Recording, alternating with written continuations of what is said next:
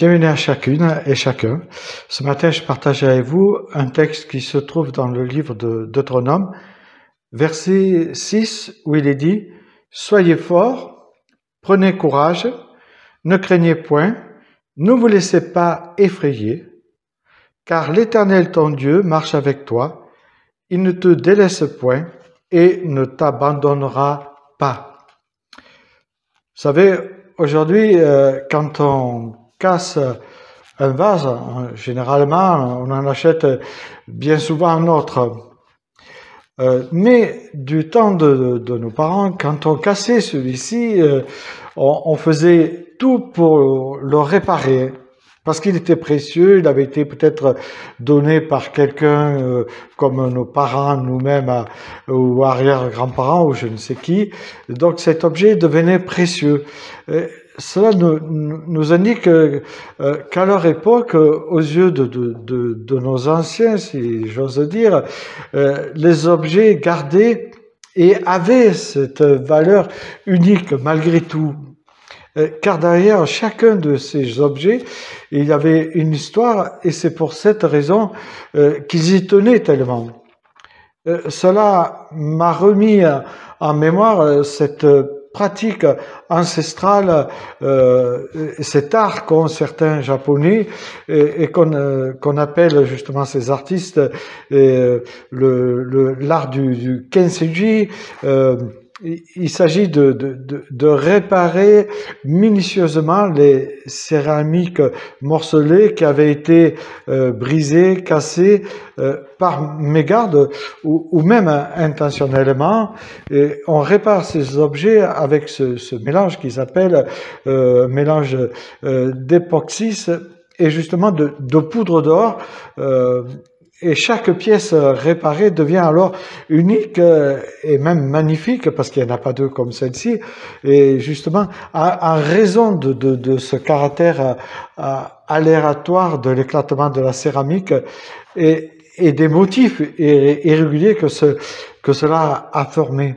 Et je me suis dit que si on appliquait cela à nos vies chrétiennes et qu'on regarde avec le regard de Dieu, cela nous encourage à voir le potentiel de beauté dans la reconstruction de nos parties brisées dans laquelle le Seigneur va pouvoir opérer et qui peuvent devenir justement une force extraordinaire pour pouvoir aider notre prochain plutôt que s'apitoyer sur notre sort passé. Car chacune de nos blessures, je le crois, est une leçon de vie, et chaque leçon nous permet d'apprendre quelque chose de celle-ci.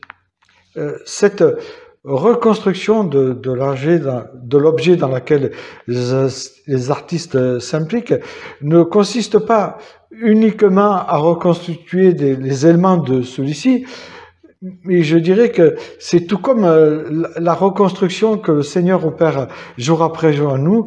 Ça consiste pas uniquement à reconstituer des éléments de notre vie brisés, mais il s'agit d'une réinventation, comme le dit l'apôtre Paul dans 2 Corinthiens 5, 17, où il est question de devenir une nouvelle créature et de laisser le passé derrière, ce passé dans laquelle nos éléments fragmentés sont rassemblés non seulement, comme le fait l'artiste, avec de l'or, mais ils sont réassemblés avec la main aimante et bienveillante de notre Seigneur Jésus-Christ. Et cela va non seulement nous revitaliser, mais dans le but justement d'obtenir un résultat beaucoup plus résistant, un résultat beaucoup plus beau même qu'avant, parce que le Seigneur va opérer cette guérison. En tout cas, je dirais que c'est une manière que le Seigneur a pour retracer notre histoire nouvelle dans laquelle il nous fait entrer, en tout cas si nous le désirons. C'est pour cette raison que, en tant que chrétiens, nous devons accepter les fêlures que nous avons peut-être encore dans notre vie d'aujourd'hui, cela peut être un échec, des chutes, la honte des péchés qu'on a du mal peut-être encore à se dépêtrer, afin de permettre au Seigneur de réajuster, de les réparer à l'aide non d'un puissant adhésif comme le font ces artistes, mais à l'aide de son immense amour. Alors, si nous le laissons agir pleinement dans nos vies, il nous apprendra de toutes nos expériences négatives, justement pour en tirer le meilleur parti et nous convaincre qu'elles rendent chaque chrétien unique à ses yeux et précieux malgré tout. Moi je t'invite à laisser le Seigneur te restaurer afin de libérer ton potentiel caché qui est en toi. Bonne journée à chacune et chacun.